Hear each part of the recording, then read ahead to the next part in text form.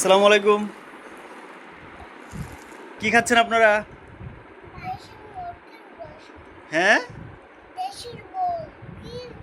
দেশি মুরগির রোস্ট। আব্দুর রহমান, কি খাচ্ছ? ঠিক আছে, এটা কি বাবা? আচ্ছা, তিন বাপ পুতে মিলে খাইতেছো? হ্যাঁ, কি নাজিম সাহেব, কি অবস্থা? ও, মজা। ঠিক আছে, কেমন লাগতেছে আজকে?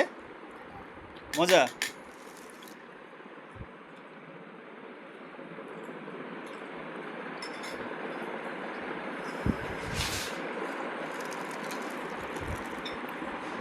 আর কি লাগবে তোমাদের?